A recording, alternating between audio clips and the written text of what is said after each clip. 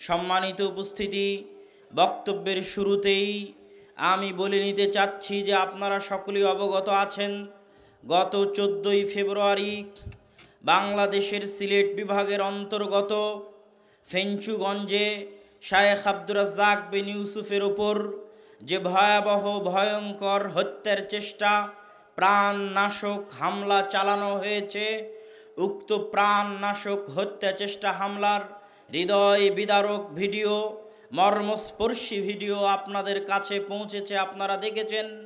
আজকে এই বক্তব্যের মঞ্চ থেকে আমি ঘোষণা করতে চাই, আজকে এই বক্তব্যের মঞ্চ থেকে আমি স্পষ্ট কণ্ঠে বলে দিতে চাই যে আহলে হাদিসের সন্তানেরা কোনো সময় এই ধরনের মার পিট হুমকি ধমকিকে ভয় করে না। শাইখুল ইসলাম ইমাম ইবনে তাইমিয়া রাহিমাহুল্লাহকে তোমরা ৮ বার জেলখানায় বন্দি করেছিলে। শাইখুল ইসলাম ইবনে তাইমিয়ার মৃত্যু জেলখানায় হয়েছিল, তাকে জেলখানায় আটকিয়ে জেলখানায় মৃত্যু দিয়ে হত্যা করে তোমরা ইবনে তাইমিয়ার কণ্ঠকে রোধ করতে পারোনি। আহমদ বিন হাম্বল রাহিমাহুল্লাহ যখন বললেন কোরআন আল্লাহর সৃষ্টিজীব নয়, কোরআন আল্লাহর বাণী, তখন বাগদাদের খলিফার নির্দেশে মুতাজিলা ফিরকার অনুসারীগণ ইমাম আহমদ বিন হাম্বলের উপর এমন কোনো অত্যাচার নাই যে অত্যাচার নির্যাতনের স্টিম রোলার তারা ইমাম আহমদ বিন হাম্বলের উপর চালায়নি। বাগদাদের রাস্তায় ঘোড়ার পিঠে উল্টা করে চড়িয়ে পিটিয়ে পিটিয়ে বলতে থাকা হয়েছে, আহমদ তুমি যদি বাঁচতে চাও নিজের এই ফতোয়া থেকে ফিরে আসো, ফতোয়া পরিবর্তন করে বলো যে কোরআন আল্লাহর সৃষ্টিজীব।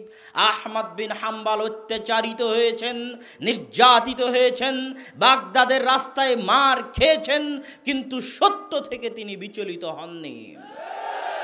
শুধু আহমদ বিন হাম্বল নয়, ইমাম মালিক থেকে শুরু করে আবু হানিফা থেকে শুরু করে যুগে যুগে যত আলেম এসেছেন দিনের দাওয়াত নিয়ে, আলেমদের কথা বাদ দিলাম, স্বয়ং রাসূল সাল্লাল্লাহু আলাইহি ওয়াসাল্লাম তায়েফের বাসীর নিকটে যখন দাওয়াত নিয়ে গেছেন, তখন তায়েফবাসী আল্লাহ রাসূলকে মেরে রক্তাক্ত করে দিয়েছে, কিন্তু তারা আল্লাহ রাসূলের দাওয়াতকে বন্ধ করতে পারেনি। তায়েফবাসী আল্লাহ রাসূলের দাওয়াতকে বন্ধ করা তো দূরে থাক, একদিন তায়েফবাসী নিজেরাই ইসলাম গ্রহণ করেছে। আজকে শুধু তাই নয়, মক্কার অধিবাসীরা রাসূল সাল্লাল্লাহু আলাইহি ওয়াসাল্লামের উপর যখন অত্যাচার করেছে, জুলুম করেছে, হত্যার চেষ্টা করেছে, তখন আল্লাহ রাসূল মক্কা ছেড়ে হিজরত করে মদিনায় চলে গেছেন, কিন্তু মক্কাবাসী অত্যাচার করে জুলুম করে বদর উহুদ খন্দকের যুদ্ধ দিয়ে ইসলামের আলো, ইসলামের বাতিকে নিভিয়ে দিতে পারেনি, বরং মক্কাবাসী স্বয়ং 10-11 বছর পর ইসলাম গ্রহণ করে নিয়েছে। আজকে এই মঞ্চ থেকে স্পষ্ট কণ্ঠে বলতে চাই, আজকে সিলেটের মাটিতে শায়েখ আব্দুর রাজ্জাক বিন ইউসুফের উপর যে হামলা হয়েছে, যে অত্যাচার হয়েছে, এই অত্যাচার দিয়ে কোরআন ও সহিহ হাদিসের দাওয়াতকে বন্ধ করা তো বহু দূরের কথা, বরং এই অত্যাচারের কারণে, এই হামলার কারণে সিলেটে একদিন কোরআন এবং হাদিসের আলো জ্বলবে ইনশাআল্লাহ। সিলেটবাসীদের একদিন মাজার মুক্ত, কবর মুক্ত, শিরক বেদাত মুক্ত হবেই হবে ইনশাআল্লাহ। এই দাবি, এই আশা আমরা আল্লাহর নিকটে রাখি এবং আরো স্পষ্ট করে বলতে চাই, শায়েখ আব্দুর রাজ্জাক বিন ইউসুফ সেই দিন যারা তার উপর হামলা করতে এসেছিল তাদেরকে ক্ষমা করে দিয়ে যে উদারতা, যে বড় হৃদয়ের পরিচয় দিয়েছেন, তাই এদেশের মাটিতে যত আলেম ওলামা দল মত নির্বিশেষে, মাযহাব মাসলাক নির্বিশেষে সকলের জন্য এটার মধ্যে শিক্ষণীয় রয়েছে। আমরা বাংলাদেশকে যেন Iraq, Afghanistan, Yemen, Syria, Libya না বানাই। আজ আব্দুর রাজ্জাক বিন ইউসুফের উপর হামলা হয়েছে, আগামীকাল আর একজনের উপর হামলা হবে। আপনি যদি মনে করেন আব্দুর রাজ্জাক বিন ইউসুফ বা আহলে হাদিসরা এদেশে খড়কুটোয় ভেসে এসেছে, এদেশে আহলে হাদিসদের কোনো অস্তিত্ব নাই, ওই জেলায় আহলে হাদিসের মসজিদ ভাঙবো, ওই জেলায় আহলে হাদিসের বক্তাকে মারবো, তাহলে আপনি স্বপ্নের স্বর্গে বসবাস করছেন। এদেশে আহলে হাদিসরা উড়ে এসে জুড়ে বসেনি, এদেশে আহলে হাদিসরা ভুই ফোড় কিছু নয়, এদেশে আহলে হাদিসরা নতুন কিছু নয়। ওই ব্রিটিশ শাসন আমলের আগ থেকে ব্রিটিশদের বিরুদ্ধে যারা ভারতের মাটিতে সর্বপ্রথম জিহাদের আন্দোলন চালিয়েছে তারাই আহলে হাদিস। শাইখুল ইসলাম ইসমাইল শহীদ রাহিমাহুল্লাহ যখন 1831 সালের 6 মে পাকিস্তানের সীমান্তবর্তী অঞ্চল বালাকোটে মৃত্যুবরণ করলেন, শাহাদত শহীদ যখন আল্লাহ তাকে শহীদের মর্যাদা দান করুন, তিনি যুদ্ধে যখন মারা গেলেন, তখন তিনি 25,000 হাদিসের হাফেজ, তার লাশকে পর্যন্ত ইংরেজরা ভয় করত। ইতিহাসের পাতায় লেখা আছে, শাহ ইসমাইল শহীদ রাহিমাহুল্লাহর লেখা বই আমাদের কাছে আছে, তাকবিয়াতুল ঈমান, তাযকিরুল ইখওয়ান।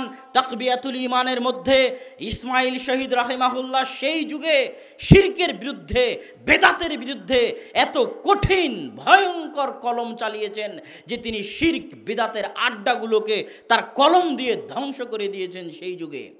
সেই যুগে তিনি তার তাকবিয়াতুল ঈমানের মধ্যে রাফুল আদাইনের কথা লিখেছেন, 12 তাকবীরে সালাত আদায়ের কথা লিখেছেন। এগুলো তিনি সেই যুগে লিখেছেন, এটা আজকের যুগের কথা নয়। ওই 1831 সাল থেকে নিয়ে আজ পর্যন্ত এদেশের মাটিতে আহলে হাদিসরা আছে, যারা আহলে হাদিসদেরকে উৎখাত করতে চাইবে তারা একদিন উৎখাত হয়ে যাবে। আল্লাহর রাসূলের স্পষ্ট হাদিস আছে, লা তাযালু তায়ফাতুম মিন উম্মতি যাহিরিনা আলাল হক লা ইয়াদুররুহুম মান খাযালাহুম। শোনো, কিয়ামত পর্যন্ত আমার উম্মতের একটা জামাত, একটা দল, একটা গোত্র, একটা ফেরকা কিয়ামত পর্যন্ত হকের উপর প্রতিষ্ঠিত থাকবে। যারাই তাদেরকে ক্ষতি করতে চাইবে তারা তাদেরকে ক্ষতি করতে পারবে না, বরং যারা ক্ষতি করতে চাইবে তারা একদিন দুনিয়ার বুক থেকে হারিয়ে যাবে। আজকে যারা আহলুল হাদিসের দাওয়াতকে বন্ধ করতে চাচ্ছে তারা একদিন দুনিয়ার বুক থেকে মিটে যাবে। আর আহলুল হাদিসের দাওয়াত, কোরআন এবং সহিহ হাদিসের দাওয়াত বাংলার পূর্ব থেকে পশ্চিম, উত্তর থেকে দক্ষিণ, টেকনাফ থেকে তেতুলিয়া, প্রত্যেকটা অঞ্চলে পৌঁছে যাবে আল্লাহর দয়ায় ইনশাআল্লাহ। সম্মানিত উপস্থিতি, আজকে এই আলোচনার পরিপ্রেক্ষিতে আমার সংক্ষিপ্ত বক্তব্যের বিষয়বস্তু আমি নির্ধারণ করেছি আহলুল হাদিসদের আকীদা, আহলুল হাদিসদের মানহাজ। শিরক এবং বেদাত বিরোধী মানুষ আহলুল হাদিসদেরকে বলে যে লা মাযহাবি। আমরা লা মাযহাবি নই, আমরা হচ্ছি লা শিরকি লা বেদাতি। আমরা শিরককেও প্রশ্রয় দিই না, বেদাতকেও প্রশ্রয় দিই না। আমরা সব সময় আল্লাহর উলুহিয়াতকে প্রশ্রয় দিই, আল্লাহর রাসূলের রিসালাতকে প্রশ্রয় দিই।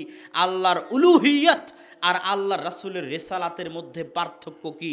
আল্লাহ সুবহানাহু ওয়া তাআলার উলুহিয়াত হচ্ছে লা ইলাহা ইল্লাল্লাহ।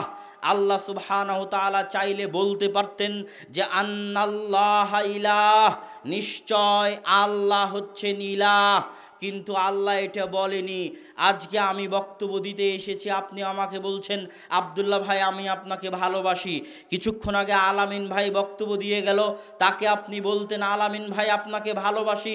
কিছুক্ষণ পর আরেকজন বক্তা আসবে, আপনি তাকে বলবেন আমি আপনাকে ভালোবাসি। এই আমি আপনাকে ভালোবাসি এই কথাটা এতটাই কমন যে আপনি সবাইকে বলতে পারবেন। যদি শুধু বলা হতো আল্লাহ ইলাহ, তাহলে এই কথা সবাইকে বলা যেত। আল্লাহ ইলাহ, মা দুর্গাও ইলাহ, মা কালীও ইলাহ, শাহজালালও ইলাহ, শাহপরানও ইলাহ, বাইজিদ বুস্তামিও ইলাহ, সবাইকে বলা যেত। কিন্তু উলুহিয়াতের এই দরজাকে আল্লাহ চিরতরে বন্ধ করে দিয়েছেন। এই জন্য বাক্য দিয়েছেন লা ইলাহা। তোমরা দুনিয়ার মানুষ যত ইলাহকে তোমরা মিথ্যা ইলাহ মানো, উলুহিয়াতের সরিষা সম পরিমাণ সম্মান তোমরা যে সমস্ত ইলাহকে দিয়ে থাকো, এই সমস্ত ইলাহকে আগে মাটির সাথে লাথি দিয়ে ধূলিসাৎ করে দাও, তারপরে তোমরা ঘোষণা করো নেই কোনো ইলাহ, একমাত্র ইলাহ, অনলি ওয়ান ইলাহ, শুধুমাত্র ইলাহ আল্লাহ সুবহানাহু ওয়া তাআলা। এটা হচ্ছে লা ইলাহা ইল্লাল্লাহর অর্থ। কেউ যদি বলে আমি তো আল্লাহকে সৃষ্টিকর্তা মানি, আমি তো আল্লাহকে রিজিক দাতা মানি, আমি তো আল্লাহকে পালন কর্তা মানি, আমি তো আল্লাহকে জীবন মৃত্যুর মালিক মানি। আল্লাহকে জীবন মৃত্যুর মালিক মানলে আল্লাহকে ইলাহ মানা হয় না। আল্লাহকে সৃষ্টিকর্তা মানলে আল্লাহকে ইলাহ মানা হয় না।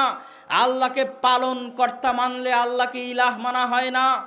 আল্লাহকে সৃষ্টিকর্তা আবু জেহেলও মানত, আল্লাহকে রিজিক দাতা আবু জাহালও মানত, আল্লাহকে পালনকর্তা জীবন মৃত্যুর মালিক আব্দুল মুত্তালেবও মানত। আব্দুল মুত্তালেব আল্লাহর উপর বিশ্বাস করত বলেই তার সন্তানের নাম রেখেছিল আব্দুল্লাহ। আব্দুল্লাহ মানে আল্লাহর দাস, আল্লাহর গোলাম। আব্দুল মুত্তালেব তা আল্লাহর উপর বিশ্বাস করত বলেই যখন কাবা ঘর আব্রাহার বাহিনী ভাঙতে আসলো, তখন আব্দুল মুত্তালেব বলল, আল্লাহ তোমার ঘর তুমি হেফাজত করো, আমার হেফাজত করার ক্ষমতা নাই। যেটা আল্লাহ কোরআন মাজিদে বলেছেন, আলাম তারা কাইফা ফাআলা রাব্বুকা বিআসহাবিল ফিল আলাম ইয়াজআল কাইদাহুম ফি তাদলিল। আব্দুল মুত্তালিব যদি আল্লাহতে বিশ্বাস না করত, কাবা ঘরের হেফাজতের দায়িত্ব আল্লাহকে দিত না।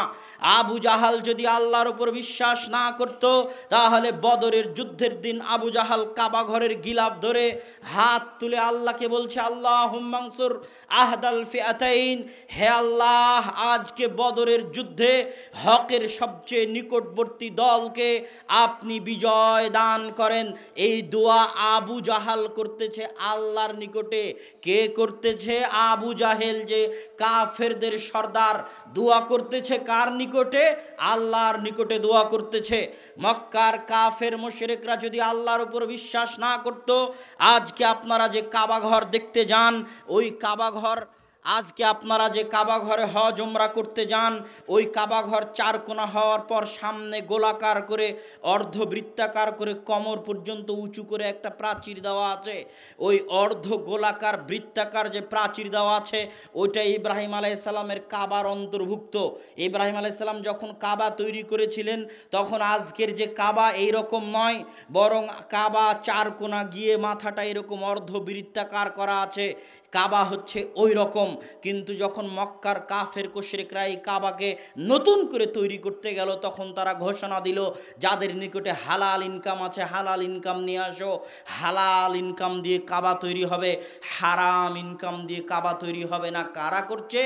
মক্কার কাফের মুশরিকরা কাবা তৈরি করতেছে হালাল ইনকাম দিয়ে, হারাম ইনকাম দিয়ে করবে না, হালাল ইনকাম দিয়ে করবে।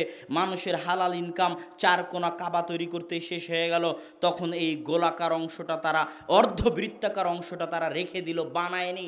কেন বানায়নি? হালাল ইনকাম পাওয়া যায়নি তাই বানায়নি। এরা হচ্ছে মক্কার কাফের মুশরিক। তারা আল্লাহ এবং আল্লাহর রাসূলের, আল্লাহর উপর বিশ্বাস স্থাপন করত। তাহলে আল্লাহর উপর বিশ্বাস স্থাপন করার পরেও কেন মুহাম্মদ সাল্লাল্লাহু আলাইহি ওয়াসাল্লাম তাদের বিরুদ্ধে যুদ্ধ করলেন? কেন তারা কাফের হলো আর কেন মুহাম্মদ সাল্লাল্লাহু আলাইহি ওয়াসাল্লাম মুমিন হলেন? কেন তারা কাফের হলো আর কেন আবু বকর মুমিন হলেন? কেন তারা কাফের হলো আর কেন ওমর মুমিন হলেন? অথচ সবাই আল্লাহকে বিশ্বাস করে। এই প্রশ্নের উত্তর যেই দিন জানতে পারবেন, সেই দিন ইলাহ কাকে বলে সেটা জানতে পারবেন। এই জন্য আল্লাহ বলেনি যে লা রব্বা ইল্লাল্লাহ, আল্লাহ ব্যতীত কোনো রব নেই। এটা দুনিয়ার কোনো নবী এসে দুনিয়ার মানুষকে বলেনি যে লা রব্বা ইল্লাল্লাহ, আল্লাহ ব্যতীত কোনো রব নেই। মুহাম্মদ সাল্লাল্লাহু আলাইহি ওয়াসাল্লাম যেই দিন পাহাড়ের উপরে দাঁড়িয়ে বললেন, হে মক্কাবাসী, হে কুরাইশবাসী, শোনো, তোমরা তো আমাকে এমনভাবে বিশ্বাস করো, আমি যদি বলি এই পাহাড়ের পিছনে একদল সৈন্যবাহিনী আছে, তোমাদের জন্য অপেক্ষা করতেছে, তোমরা কি বিশ্বাস করবে না? সবাই বলল, তুমি তো আমিন, তুমি তো সাদেক, তুমি তো আমানতদার, তুমি তো সত্যবাদী, তোমার কথা কি করে বিশ্বাস না করতে পারি? তাহলে শোনো, লা ইলাহা ইল্লাল্লাহ, তোমরা বলো লা ইলাহা ইল্লাল্লাহ তুফলিহুন, সফল কাম হয়ে যাবে। ওই দিন আল্লাহ রাসূল যদি বলতেন, শোনো তোমরা বলো লা রব্বা ইল্লাল্লাহ, নেই কোনো রব আল্লাহ ব্যতীত, আবু জাহালের সাথে আল্লাহ রাসূলের গন্ডগোল হতো না, আবু সুফিয়ানের সাথে আল্লাহ রাসূলের গন্ডগোল হতো না, আবু লাহাব আবু তালেবের সাথে আল্লাহ রাসূলের মতবিরোধ সৃষ্টি হতো না। কেননা আবু লাহাব, আবু তালেব, আবু জাহাল, আবু সুফিয়ান সবাই আল্লাহকে রব হিসেবে বিশ্বাস করে, কিন্তু ইলাহ হিসেবে বিশ্বাস করে না। বাংলাদেশের 80% মানুষ, 90% মানুষ আল্লাহকে রব হিসেবে বিশ্বাস করে, ইলাহ হিসেবে বিশ্বাস করে না। রব মানে যিনি লালন পালন করেন, রব মানে রব্বির হামহুমা, হে লালন পালন কর্তা, রব্বায়ানি রব্বির হামহুমা কামা রব্বায়ানি সগীরা, ওইভাবে আপনি আমার পিতা মাতাকে লালন পালন করুন যেভাবে তারা ছোটবেলায় আমাকে লালন পালন করেছিল। পেশাব পায়খানা পরিষ্কার করে যেভাবে তারা লালন পালন করেছে, ওই লালন পালন করার নাম রব। আপনাকে আপনার বাপ মা যত বেশি ভালোবাসা দিয়ে লালন পালন করে, আপনার প্রতিপালক আল্লাহ তার চেয়ে বেশি ভালোবাসা দিয়ে লালন পালন করেন। আল্লাহর ভালোবাসা যদি না থাকতো, মায়ের বুকে যদি দুধের ঝর্ণাধারা প্রবাহিত না হতো, জন্মের পরে পৃথিবীর কোনো শক্তি ছিল না যে আপনার রিজিকের ব্যবস্থা করতে পারত। এই জন্যই আল্লাহ বলেছেন, ওয়ামা মিন দাব্বাতিন ফিল আরদ ইল্লা আলাল্লাহি রিজকুহা।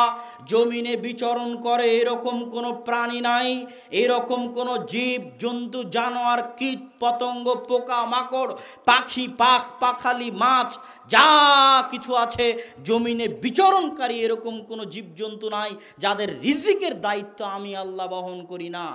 এই জন্য আল্লাহ হচ্ছেন রব, লালন পালনকারী। এই জন্য আল্লাহ বলেছেন আলহামদুলিল্লাহি রব্বিল আলামিন।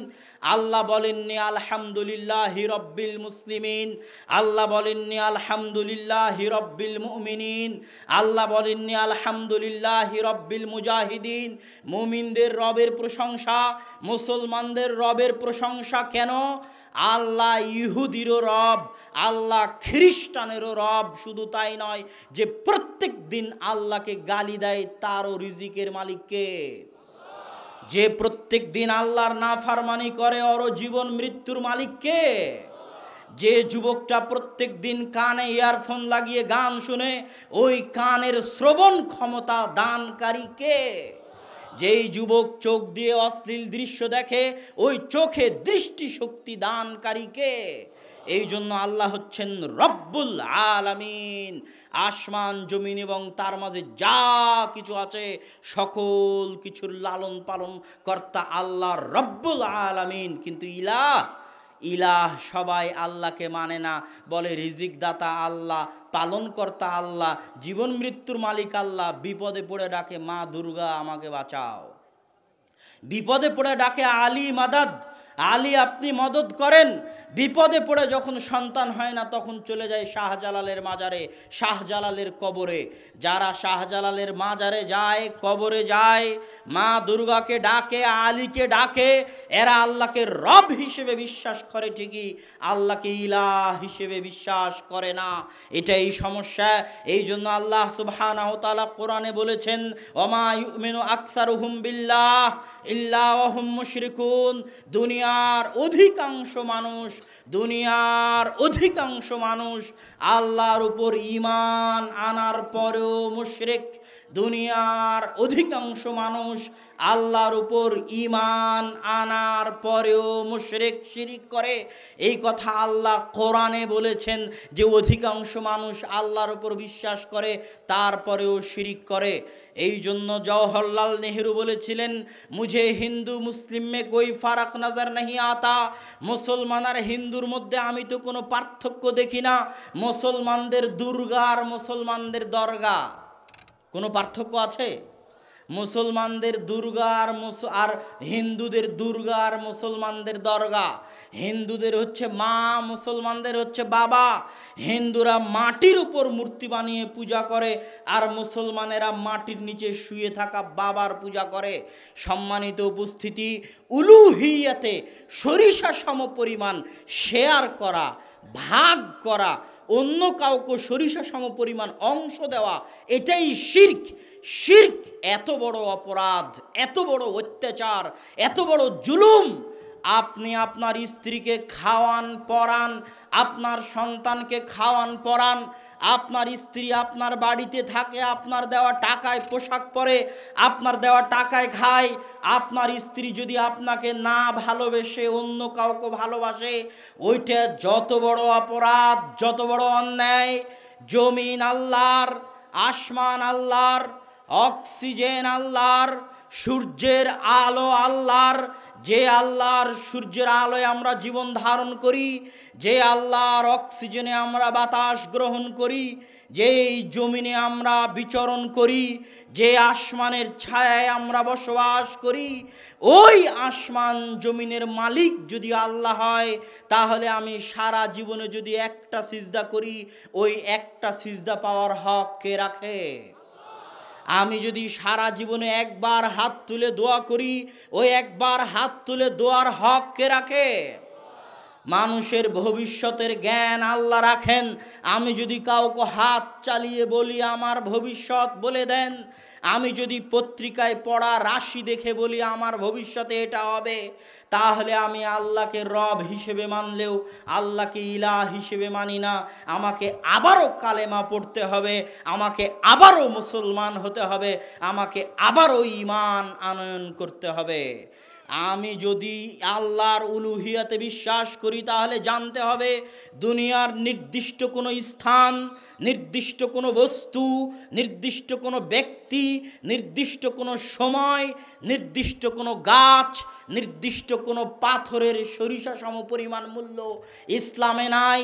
যখনই আপনি একটা দিনকে স্বাভাবিকের চাইতে মূল্য দিবেন, এই দিন শুভ, এই দিন অশুভ, এই স্থানে আমাকে ফুল দিতে হবে, এই খাম্বায় আমাকে ফুল দিতে হবে, এই পাথরে আমাকে ফুল দিতে হবে, যখনই কোনো নির্দিষ্ট ইট, পাথর, খাম্বা, বালি, মূর্তি, জায়গা, গাছ, দিন, কাল, কোনো কিছুকে যখন আপনি সরিষা সম পরিমাণ স্বাভাবিকের চাইতে বেশি সম্মান করবেন, তখন আপনার লা ইলাহা ইল্লাল্লাহ কেটে গেছে।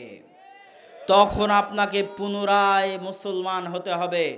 আপনি যদি আপনার বাড়িতে, আপনার ঘরে আপনার পিতার ছবি ঝুলিয়ে রেখে থাকেন, আপনি যদি আপনার বাড়িতে কুকুর, শৃগাল, হরিণ, ঘোড়া ইত্যাদির স্বর্ণ দিয়ে বানানো মূর্তি রেখে থাকেন, তাহলে আপনার লা ইলাহা ইল্লাল্লাহ কেটে গেছে। যে মূর্তিকে সম্মান করতে পারে সে পূর্ণাঙ্গ উলুহিয়াতে বিশ্বাস করতে পারে না। সম্মানিত উপস্থিতি, শিরক এত ভয়াবহ, এত ভয়াবহ, এত ভয়াবহ। ইন্নাল্লাহ লা ইয়াগফিরু আন ইউশরিকা বিহি ওয়া ইয়াগফিরু মা দুনা যালিকা লিমান ইয়াশা। আল্লাহ সকল গুনাহ ক্ষমা করতে রাজি আছেন, শিরকের গুনাহ ক্ষমা করবেন না। তাওহীদ আর শিরকের যে বুঝ, এই তাওহীদ আর শিরকের বুঝের একটা বড় অংশ, বড় গতি হচ্ছে ইসলামে মানুষের সম্পর্ক আল্লাহর সাথে ডাইরেক্ট। দুনিয়ার যত ধর্ম আছে সব ধর্ম ব্যবসা করে, মানুষকে এই ভয় দেখিয়ে। হিন্দু ধর্মের ঠাকুর মানুষকে এই ভয় দেখিয়ে ব্যবসা করে, শোনো তুমি বেদ পড়তে পারবে না, তুমি তোমার ভগবানের নিকট চাইতে পারবে না, তোমাকে ঠাকুরের সহযোগিতায় বেদ পড়তে হবে, ঠাকুরের সহযোগিতায় ভগবানের কাছে চাইতে হবে। ইহুদি ধর্মের যারা রাব্বি, তারা তাদের মানুষকে ভয় দেখিয়ে থাকে, সিনাগগে গিয়ে তোমরা একা একাই তোমাদের প্রতিপালককে ডাকতে পারবে না, তোমাদেরকে ডাকতে হবে কি দিয়ে জানো? তোমাদেরকে আমাদের মাধ্যম দিয়ে ডাকতে হবে। তারপরে খ্রিস্টানদের পাদ্রী, তারাও মানুষকে ভয় দেখায়, হুজুরেরা পর্যন্ত মানুষকে ভয় দেখায়, তোমরা একাই দোয়া করতে পারবে না, দোয়া হুজুরের মাধ্যম দিয়ে করতে হবে, ইমামের মাধ্যম দিয়ে করতে হবে। কেননা মানুষ যখন জেনে যাবে যে আল্লাহ ডাইরেক্ট দোয়া কবুল করেন, তখন হুজুরের ব্যবসা বন্ধ হয়ে যাবে, বন্ধ হতে বাধ্য। কি জন্য বন্ধ হবে? ওই যে বুখারীর হাদিস, যে ব্যক্তি 99 জন ব্যক্তিকে হত্যা করার পর একজন হুজুরের কাছে গিয়ে বলল, আমি ক্ষমা চাই, আমি তওবা করতে চাই, ওই হুজুর বলল তোমার ক্ষমার রাস্তা নাই, তখন তাকেও সে হত্যা করে দিল। হত্যা করে দেওয়ার পর একজন বলল, তুমি যদি ক্ষমা চাইতে চাও তাহলে তোমাকে যেতে হবে অমুক গ্রামে। ওই গ্রামে যাওয়ার পথে মৃত্যু চলে আসলো। আল্লাহ যেই গ্রামের দিকে যাচ্ছিল ওই গ্রামকে বললেন তুমি একটু এগিয়ে আসো, যেই গ্রাম থেকে যাচ্ছিল ওই গ্রামকে বললেন তুমি একটু দূরে সরে যাও। এই যখন ঘটনা, এখানে এই ব্যক্তি আল্লাহর নিকটে তওবা করেইনি, এই ব্যক্তি আল্লাহর নিকটে ক্ষমা চাইনি, এই ব্যক্তি আল্লাহর নিকটে দোয়া করেইনি। ক্ষমা চাওয়া, তওবা করার ইচ্ছা পোষণ করেছে মাত্র। যে আল্লাহর কাছে ক্ষমা চাওয়ার ইচ্ছা পোষণ করেছে, আল্লাহ সুবহানাহু ওয়া তাআলা তার তওবাকে কবুল করার জন্য জমিনকে বললেন তুমি এগিয়ে যাও। এটা হচ্ছে বান্দার সাথে আল্লাহর সম্পর্ক। আল্লাহু আকবার। এই জন্য কোনো সময় দোয়া করতে কারো নিকটে যাওয়া লাগবে না যে দোয়া করেন। আপনাদের এই অঞ্চলে জানি না একসাথে হাত তুলে মোনাজাত আছে কিনা। জানাজার সালাত একদিন শেষ করলাম চিটাগাংয়ের মাটিতে একদিন জানাজার সালাত শেষ করলাম। শেষ করে একসাথে হাত তুলে দোয়া করালাম না। তখন মানুষজন বলছে হুজুর দোয়া করালো না। আমি বক্তব্যে বলেছি যে ব্যক্তি বলবে জানাজার সালাত হওয়ার পর, 5 ওয়াক্ত সালাত হওয়ার পর যে হুজুর দোয়া করালো না, ওকে আরো 10 বছর পড়তে হবে সালাত কাকে বলে এটা বোঝার জন্য। কেননা সালাত শব্দের অর্থই দোয়া। সালাতের চাইতে পৃথিবীতে দুয়ার শ্রেষ্ঠ মাধ্যম আর নেই। যখন জাকারিয়া আলাইহিস সালাতু ওয়াস সালাম মারিয়ামের নিকটে গেলেন, তখন দেখছেন মারিয়ামের নিকটে অসময়ের খাবার। ক্বালা ইয়া মারিয়ামু আন্না লাকি হাদা, মারিয়ামে অসময়ের খাবার কোথায় থেকে আসলো? মারিয়াম বললেন হিয়া মিন ইনদিল্লাহ, অসময়ের খাবার এসেছে আল্লাহর পক্ষ থেকে। হুনালিকা দাআ জাকারিয়া রাব্বাহ, ওখানেই জাকারিয়া আলাইহিস সালাতু ওয়াস সালাম সালাতে দাঁড়িয়ে গেলেন দোয়া করার জন্য, আল্লাহর নিকটে চাওয়ার জন্য। যখন ইব্রাহিম আলাইহিস সালাতু ওয়াস সালামের স্ত্রী সারাকে অত্যাচারী বাদশা যখন এগিয়ে গেল স্পর্শ করার জন্য, তখন সারা সাথে সাথে বললেন থামো, 1 মিনিট সময় দেন, 2 রাকাত সালাত আদায় করে নি। অজু করে 2 রাকাত সালাত আদায় করে দোয়ার জন্য সালাতে দাঁড়িয়ে গেলেন। রাসূল সাল্লাল্লাহু আলাইহি ওয়াসাল্লাম যখনই কোনো বিপদের সম্মুখীন হতেন, তখনই তিনি দোয়ার জন্য সালাতে দাঁড়িয়ে যেতেন। আসমানের নিচে জমিনের উপরে সালাতের সবচেয়ে বড় মাধ্যম, দুয়ার সবচেয়ে বড় মাধ্যম সালাত। জানাজার সালাতে আল্লাহ রাসূল যে দোয়াগুলো শিখিয়েছেন, সারা বাংলাদেশের সব হুজুর, সারা পৃথিবীর সব হুজুর কিয়ামত পর্যন্ত যদি চেষ্টা করে তার চাইতে ভালো দোয়া বানাতে পারবে না। এটা চ্যালেঞ্জ থাকলো। এই জন্য সালাতই হচ্ছে দোয়া। আমরা আলোচনা করছিলাম তাওহীদ মানে আল্লাহর সাথে বান্দার সম্পর্ক ডাইরেক্ট। তাওহীদ মানে আল্লাহর সাথে বান্দার সম্পর্ক ডাইরেক্ট। গুনাহ করেছেন, কত বড় গুনাহগার আপনি, সুদ, ঘুষ, জেনা, ব্যভিচার, লুটতরাজ, কত বড় গুনাহগার আপনি। দরজা বন্ধ করে দিয়ে প্রতিপালক আপনার, আপনি প্রতিপালকের দাস, আল্লাহ আপনার, আপনি আল্লাহর গোলাম। 2 হাত তুলে কাঁদতে থাকুন, আল্লাহ আপনার কান্না শুনবে। উনি শোনার জন্যই বসে আছেন, এটাই ওনার কাজ। মানুষ যদি ভুল না করত, মানুষ যদি গুনাহ না করত, আল্লাহ মানুষকে বাদ দিয়ে অন্য আর একটা জাতি সৃষ্টি করতেন। মানুষ গুনাহ করবে, গুনাহ করে আল্লাহর কাছে ক্ষমা চাইবে, এটাই আল্লাহর কাছে সবচেয়ে প্রিয়। তাই আপনার সাথে আল্লাহর সম্পর্ক ডাইরেক্ট। বলছিলাম তাওহীদ আর শিরক বুঝানোর পরে আমরা সংক্ষিপ্ত একটা জিনিস দেখে, সুন্নাত এবং বেদাত বুঝতে গিয়ে আমাদের নিকটে প্রশ্ন করা হয়, হুজুর আপনি একসাথে হাত তুলে দোয়াকে বেদাত বলছেন, তাহলে মাইকে যে বক্তব্য দিচ্ছেন এটা কি বেদাত নয়? তাহলে এই যে লাইটগুলো জ্বলতেছে এটা কি বেদাত নয়? এই যে স্টেজ সাজিয়েছেন, মোবাইলে ভিডিও ক্যামেরা চলছে, এটা কি বেদাত নয়? এই প্রশ্ন মানুষ কখন করে? যখন মানুষ বুঝে না যে ইসলাম 2 ভাগে বিভক্ত, ইসলামের হুকুম আহকাম 2 ভাগে বিভক্ত। একদিকে আছে ইসলামের শারঈ হুকুম, আর একদিকে আছে ইসলামের দুনিয়াবি হুকুম। ইসলামের শারঈ হুকুম মানে সালাত, সিয়াম, হজ, যাকাত, এগুলো হচ্ছে ইসলামের ইবাদত, শারঈ হুকুম। আর একদিকে দুনিয়াবি হুকুম, বিবাহ, শাদী, ব্যবসা, বাণিজ্য, ক্রয় বিক্রয়, ব্যাংক ব্যালেন্স, যুদ্ধ বিগ্রহ, এগুলো হচ্ছে ইসলামের দুনিয়াবি হুকুম। এই দুনিয়াবি হুকুম আর এই শারঈ হুকুমের মধ্যে, শারঈ হুকুমে হুকুম লাগানো হয় সুন্নাত আর বেদাত, আর দুনিয়াবি হুকুমে হুকুম লাগানো হয় হালাল আর হারাম। হালাল আর হারাম আপনি যদি জিজ্ঞেস করেন মদ খাওয়া সুন্নাত না বেদাত, চলবে না। কেননা মদ খাওয়া দুনিয়াবি হুকুম, বলতে হবে মদ খাওয়া হালাল না হারাম। আপনি যদি বলেন একসাথে হাত তুলে দোয়া করা হালাল না হারাম, চলবে না। আপনাকে বলতে হবে একসাথে হাত তুলে দোয়া করা সুন্নাত না বেদাত। কেন একসাথে হাত তুলে দোয়া করা হচ্ছে ইবাদত।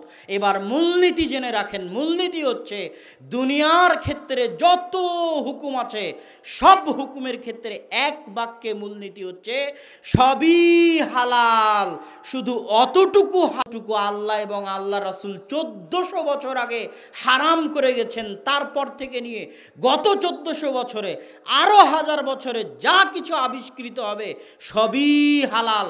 আল্লাহ রাসূলের যুগে বিরিয়ানি ছিল না, পোলাও ছিল না, কোরমা ছিল না, আরো যত খাবার কিয়ামত পর্যন্ত আবিষ্কার হবে যেগুলোর মধ্যে শুকরের গোশত নাই, রক্ত নাই, মৃত জিনিসের গোশত নাই, বিসমিল্লাহ বলে জবাই করা হয়েছে, 2 শিকারী দাঁতওয়ালা প্রাণীর গোশত নাই, থাবাওয়ালা প্রাণীর গোশত নাই, এগুলো সবই হালাল। কেননা আল্লাহ রাসূল 1400 বছর আগে থাবাওয়ালা প্রাণীকে হারাম করেছেন, 2 শিকারী দাঁতওয়ালা প্রাণীকে হারাম করেছেন, শুকুরকে হারাম করেছেন, রক্তকে হারাম করেছেন, মৃত জিনিসের গোশতকে হারাম করেছেন, বিসমিল্লাহ বলে জবাই করা হয়নি এরকম জিনিসকে হারাম করেছেন। এগুলো বাদে কিয়ামত পর্যন্ত যত খাবার আসবে সব খাবার হালালের অন্তর্ভুক্ত হয়ে যাবে। যেমন মাইক হালাল, ঠিক তেমনি সুন্নাত আর বেদাত মানে হচ্ছে 1400 বছর আগে আল্লাহ এবং আল্লাহর রাসূল যে আমল করেছেন, যে ইবাদত করেছেন, ওই ইবাদতের আল্লাহর রাসূলের মৃত্যুর পরে ওই ইবাদতের মধ্যে সরিষা সমপরিমাণ কিছু ঢুকানো, চুল সমপরিমাণ কিছু ঢুকানো, আঙ্গুল সমপরিমাণ কিছু ঢুকানো, সরিষার দানা সমপরিমাণ, অণু পরমাণু সমপরিমাণ কিছু ঢুকানো সম্পূর্ণরূপে বেদাত। আপনি আল্লাহর রাসূল 2 রাকাত জুমার সালাত আদায় করত, আপনি যদি বলেন সালাত আদায় করা তো ভালো কাজ, আমি 4 রাকাত জুমার সালাত আদায় করব, তাহলে আপনি আল্লাহর রাসূলকে অপমান করবেন। আপনি এই দাবি করবেন যে আল্লাহর রাসূল তার রিসালাতের দায়িত্ব পালন করেনি, রিসালাতের দায়িত্ব আমাকে পালন করতে হবে। 1400 বছর পর এখন আমি 2 রাকাত সালাত বাড়াবো ইসলামের মধ্যে, নাউযুবিল্লাহি মিন যালিক। এটাই হচ্ছে বেদাত। 1400 বছর আগে যেই জায়গার ওপর ইসলামকে রেখে গেছেন, তারপরে সরিষা সমপরিমাণ, চুল সমপরিমাণ কোনো কিছু বাড়ানোর নাম হচ্ছে বেদাত। যেভাবে আছে ওইভাবে ইবাদত করতে হবে, যেভাবে আল্লাহ রাসূল বলেছেন ওইভাবে ইবাদত করতে হবে। যদি সরিষা সমপরিমাণ আপনি বাড়ান, অপমান আল্লাহ রাসূলের হবে। কিয়ামতের মাঠে আল্লাহ রাসূল আপনাকে অপমান করবে। আপনি বেদাত করে দুনিয়া থেকে বিদায় নেবেন, কিয়ামতের মাঠে হাউজে কাউসারের কাছে যখন আপনি পানি পান করার জন্য যাবেন, আপনার আঙ্গুলগুলো উজ্জ্বল করবে, আপনার হাতগুলো জল জল করবে ওযুর কারণে। আল্লাহ রাসূল চিনতে পারবেন, আরে এরা তো আমার উম্মত, আমার উম্মতেরই ওযুর অঙ্গগুলো জল জল করবে। ফেরেশতারা পর্দা দিয়ে ঢেকে দিবে। আল্লাহ রাসূল বলেন, শোনো, ছাড়ো, এরা তো আমার উম্মত। তখন ফেরেশতারা বলবে, আপনি জানেন না এরা আপনার মৃত্যুর পরে কি করেছে? মা গায়্যারা মিন বাদিক, আপনার মৃত্যুর পরে আপনার দিনের মধ্যে এরা যে পরিবর্ধন, সংযোজন, বিয়োজন করেছে, এটা আপনি জানেন না। যখনই আল্লাহ রাসূলকে বলা হবে যে এরা আল্লাহর রাসূলের মৃত্যুর পরে আল্লাহ রাসূলের দিনে পরিবর্ধন, সংযোজন, বিয়োজন করেছে, তখনই আল্লাহ রাসূল বলেন, সুহকান সুহকান সুহকান, দূর হও, দূর হও, দূর হও তারা যারা আমার মৃত্যুর পরে আমাকে অপমান করেছো, যারা আমার মৃত্যুর পরে আমার দ্বীনকে অপমান করেছো, আমার রিসালাতকে অপমান করেছো। এটাই বেদাত। এই সুন্নাত আর এই বেদাত, সাহাবীগণ সুন্নাতের অনুসরণ, আল্লাহর রাসূলের অনুসরণ এত কঠোর, এত কঠিন, এত মজবুত ভাবে করতেন যে সালাতের মধ্যে আল্লাহর রাসূল জুতা খুলে ফেলেছেন, তো সাহাবীরাও জুতা খুলে ফেলেছে। আল্লাহ রাসূল জিজ্ঞেস করছেন, কাহিনী কি? তখন সাহাবীরা বলছে, কোনো কাহিনী নাই আল্লাহ রাসূল, আপনি জুতা খুলেছেন এই জন্য আমরা জুতা খুলেছি, আপনি যা করবেন আমরা জীবন দিয়ে তাই করব। এটা হচ্ছে সাহাবীদের আল্লাহর রাসূলের অনুসরণ। সম্মানিত উপস্থিতি, শিরক, বেদাত এবং সুন্নাত আর বেদাত, এই কয়েকটা জিনিস যখন মানুষের মাঝে পরিষ্কার হবে, আমি আরও বক্তব্য সামনে এগিয়ে নিয়ে যাব। তার আগে যে আলোচনা দিয়ে বক্তব্য শুরু করেছিলাম সেটার দিকে একটু ফিরে যাই। আপনাদের সামনে আলোচনা শুরু করেছিলাম সিলেটের মর্মান্তিক 14ই ফেব্রুয়ারির শায়েখ আব্দুর রাজ্জাক বিন ইউসুফের উপর হামলার মর্মান্তিক ঘটনা দিয়ে। 14ই ফেব্রুয়ারির দিন আমার প্রোগ্রাম ছিল সিলেটে, আব্বুর প্রোগ্রাম ছিল না। আমি 13 তারিখ এবং 14 তারিখ প্রোগ্রাম নিয়েছিলাম সিলেটে। 12 তারিখ পর্যন্ত আব্বুর প্রোগ্রাম ছিল কসবা ব্রাহ্মণবাড়িয়াতে। এই প্রোগ্রাম যখন আমি নেই তখন আমার মদিনা ইসলামী বিশ্ববিদ্যালয়ে অনলাইন ক্লাস চলতো সকাল 11টা থেকে বিকেল 4টা পর্যন্ত। সকাল 11টা থেকে বিকেল 4টা পর্যন্ত ক্লাস চলার কারণে আমি 13 তারিখ এবং 14 তারিখ প্রোগ্রাম নেওয়ার সাহস করেছিলাম, বা আরও কয়েকটা প্রোগ্রাম নেওয়ার সাহস করেছিলাম। কিন্তু এই সেমিস্টারে এসে আমাদের ক্লাস টাইম দিয়েছে সন্ধ্যা 7টা থেকে রাত 11টা পর্যন্ত। সন্ধ্যা 7টা থেকে রাত 11টা পর্যন্ত ক্লাস করে কোনো প্রোগ্রামে আলোচনা বক্তব্য দেওয়া সম্ভব নয়। তো যেই দিন 13 তারিখ, 14 তারিখ যেই দিন সেই দিন রবিবার, আর 13 তারিখ যেই দিন সেই দিন শনিবার। শনিবার সৌদি আরবে ছুটির দিন, তাই 13 তারিখ পর্যন্ত আমি সিলেটে থেকেছি। আমরা 12 তারিখে একসাথে প্রোগ্রাম করেছি ব্রাহ্মণবাড়িয়া কসবা। ব্রাহ্মণবাড়িয়া কসবার 12 তারিখের প্রোগ্রাম করার পরে ওখানে রাতে থেকে একসাথে রওনা দিয়েছি সিলেট শ্রীমঙ্গলে। আব্বু গাড়ি থেকে নেমে গিয়ে আত্তাকওয়া মসজিদ সিলেটের আরেকটা গাড়িতে করে উনি চলে গেছেন সিলেট শহরে।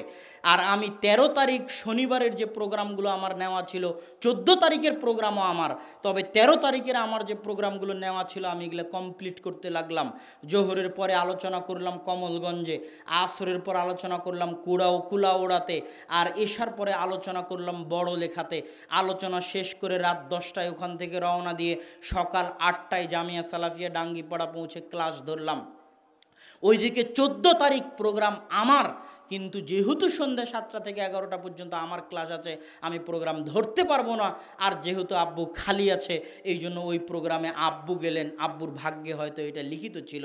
তো আব্বু ওই দিন ওই প্রোগ্রামে যাওয়ার ফলে যেখানে জোহরের জন্য দাওয়াত, খাবারের দাওয়াত, ওখানে একটা মানুষ মসজিদ তৈরি করেছে। সেই মসজিদটা ওই অঞ্চলে একটাই কোরআন এবং সহিহ হাদিসের মসজিদ। সেই মসজিদের উনি যাওয়ার উদ্দেশ্যে, দাওয়াতের উদ্দেশ্যে আত্তাকওয়া মসজিদ থেকে 2টা গাড়ি নিয়ে রওনা হয়েছেন। ওই 2টা গাড়ি মসজিদে পৌঁছেছে জোহরের সালাতের আগেই। পরিবেশ ঠান্ডা শান্তশিষ্ট। আমিও রাজশাহীতে আমার নিজস্ব কাজ নিয়ে, বিভিন্ন মিটিং নিয়ে ব্যস্ত। তখন ওখানে জোহরের সালাত আদায় করার পর আব্বুর সাথে যারা গেছেন তাদের মধ্যে দায়িত্বশীল ছিলেন আব্দুস সবুর আঙ্কেল এবং রিপন আঙ্কেল, যারা আত্তাকওয়া মসজিদের দায়িত্বশীল, যারা এই প্রোগ্রামটা নিয়ে দিয়েছে, যারা এই প্রোগ্রামটা আয়োজকের সাথে কথাবার্তা বলে আমার সাথে প্রোগ্রামটা ঠিক করেছিল, তারা এরা। তো এনারা মাইক টাইক ঠিক করতেছে। সালাতের পরে একজন বক্তা আছে মাহবুবুর রহমান, উনি কথা বলবেন, মাহবুবুর রহমান ভাই। আব্দুস সবুর আঙ্কেল কথা বলবে। এর মধ্যেই তারা আব্বুকে পাঠিয়ে দিচ্ছে খাওয়ার জন্য। তো আব্বুর সাথে শুধু রিপন আঙ্কেল বের হয়েছে, আর স্থানীয় আরেকজন ছিলেন যিনি পিছে পিছে আসছিলেন। তো মসজিদ থেকে বের হয়ে যে গাড়ি আপনারা ভাঙ্গা দেখেছেন, ধ্বংস দেখেছেন, ওই গাড়ি সিলেট থেকে নিয়ে যাওয়া গাড়ি নয়।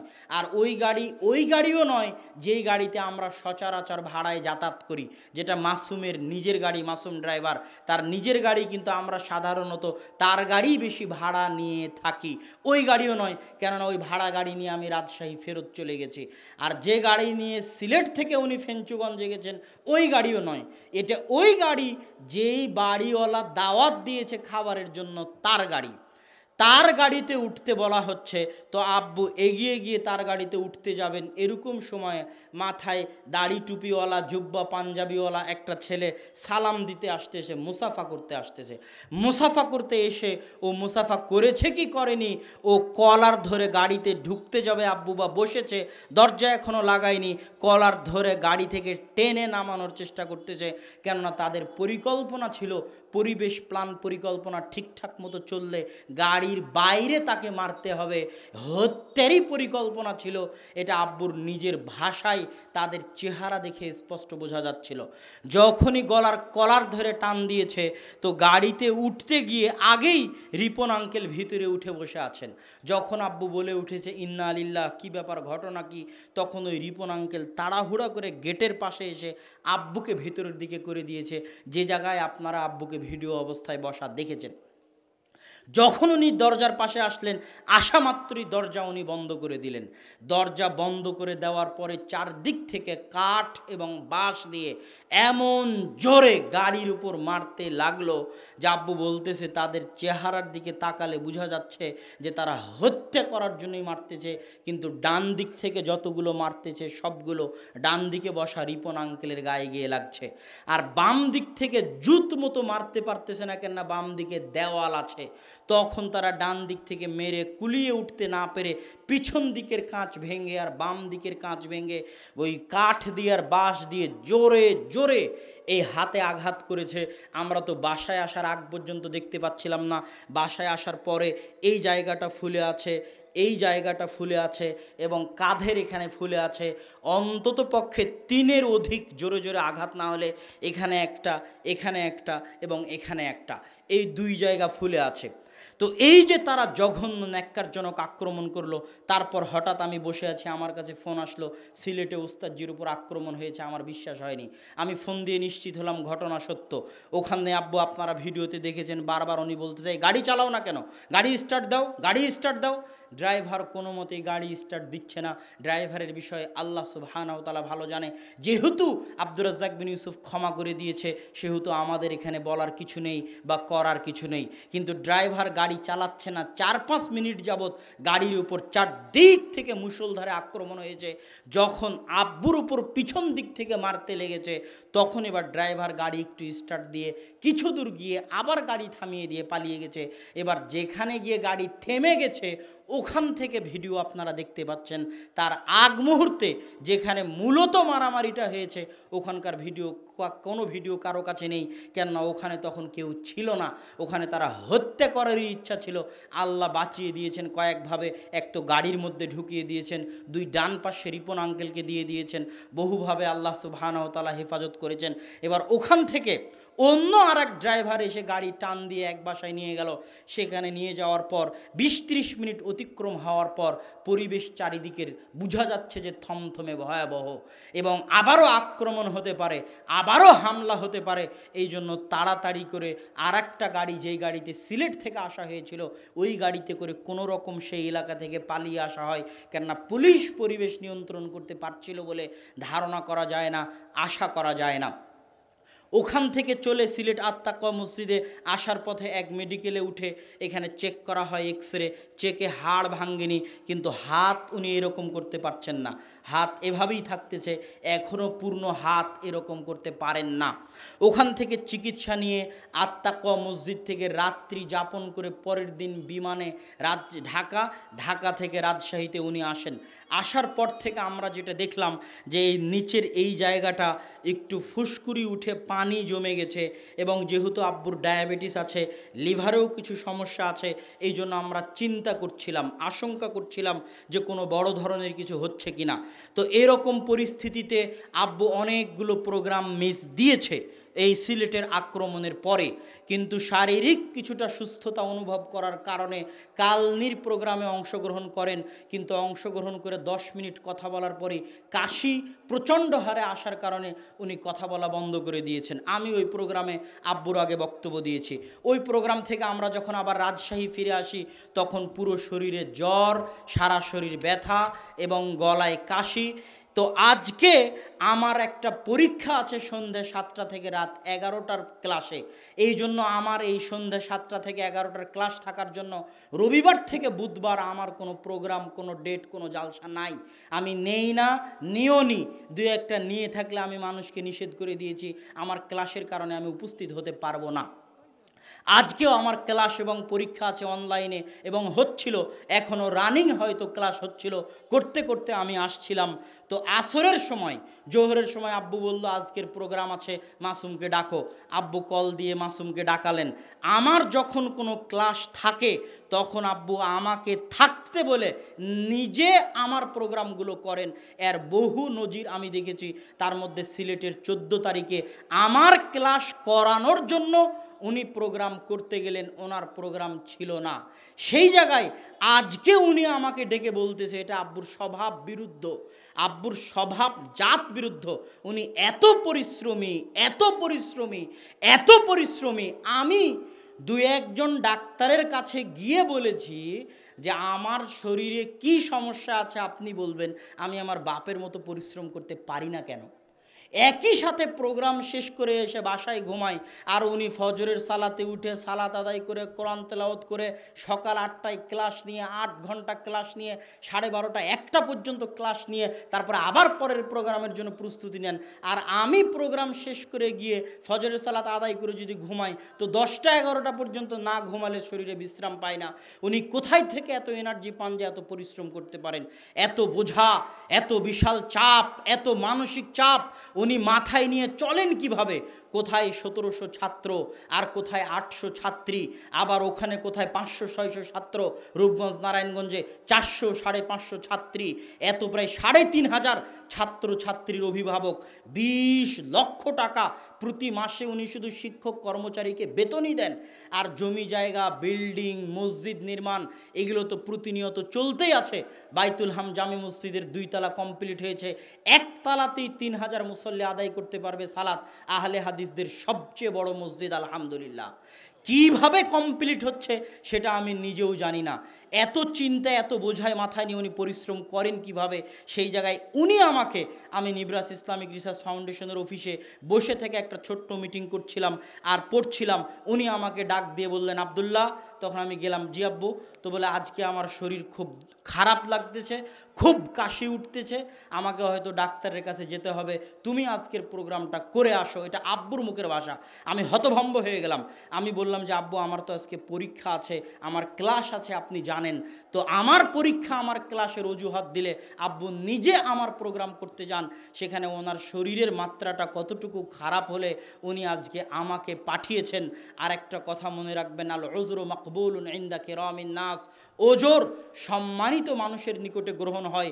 14 তারিখের আগে এবছরের কোনো প্রোগ্রাম, 14ই ফেব্রুয়ারির আগে এবছরের কোনো প্রোগ্রাম আব্দুর রাজ্জাক বিন ইউসুফ মিস দেননি, আমরাও মিস দেইনি, সব প্রোগ্রামে অংশগ্রহণ করেছি।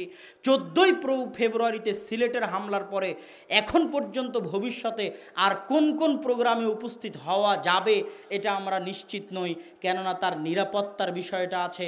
গোয়েন্দা মারফত এটা জানানো হয়েছে যে আপনারা আমাদেরকে না জানিয়ে কোথাও সফর দিবেন না, আপনার বিষয়ে অনেক সমস্যা আছে, আপনার জীবনের হুমকি আছে। এই জন্য স্বাভাবিকভাবেই এখন আব্বুর প্রোগ্রামগুলো করা একটু কমিয়ে দিতে হবে। তার পাশাপাশি শারীরিক অসুস্থতা, এই জন্য আমি তার সন্তান হিসেবে যদিও কুষ্টিয়াতে এর আগেও একটা প্রোগ্রামে এই রকমের দুঃখজনক ঘটনা ঘটেছে। এই জন্য আমি আব্বুর পক্ষ থেকে, আমার পক্ষ থেকে আপনাদের নিকটে দুঃখ প্রকাশ করতেছি। আল্লাহ যদি ভাগ্যে রাখে তাহলে আপনাদের সাথে আবারও দেখা হবে, আবারও প্রোগ্রাম হবে ইনশাআল্লাহ। কিন্তু আপনারা কোনো সময় মনে করবেন না যে আজকের যারা প্রোগ্রামের আয়োজক তারা মিথ্যা কথা বলল কিনা আমাদেরকে। আজকের যারা প্রোগ্রামের আয়োজক তারা সত্যই দাওয়াত দিয়েছে এবং তারা সত্যবাদী হয়েই দাওয়াতের আয়োজন করেছে, এবং আজকের প্রোগ্রাম বিষয়ে তাদের নিকটে কোনো জ্ঞান, কোনো নলেজ ছিল না। অতএব আপনারা প্রোগ্রামের যারা আয়োজক তাদেরকে দোষারোপ না করে ক্ষমা সুন্দর দৃষ্টিতে দেখে আপনারা আপনাদের শ্রদ্ধেয় ওস্তাদ শায়েখ আব্দুর রাজ্জাক বিন ইউসুফের জন্য, তার প্রতিষ্ঠান জামিয়া সালাফিয়ার জন্য, মাসিক আল ইতিসামের জন্য এবং বিশেষ করে সালাফি কনফারেন্স 4-5 মার্চ সালাফি কনফারেন্সে আপনাদেরকে উপস্থিত হওয়ার আহ্বান জানিয়ে, যারা আজকে দেখতে পেলেন না বা দেখতে পাননি, তাদের মধ্যে যদি দেখতে পাওয়ার, দেখার, বক্তব্য শোনার আগ্রহ থাকে, তাহলে আপনারা 4-5 মার্চ অবশ্যই সালাফি কনফারেন্সে যাবেন। ইনশাআল্লাহ সালাফি কনফারেন্সে আপনাদের সাথে আপনাদের শ্রদ্ধেয় উস্তাদ শায়েখ আব্দুর রাজ্জাক বিন ইউসুফের দেখা হবে, সাক্ষাৎ হবে। আমরা আজকের এই প্রোগ্রামের এই বিঘ্নতার জন্য ক্ষমা চেয়ে নিচ্ছি।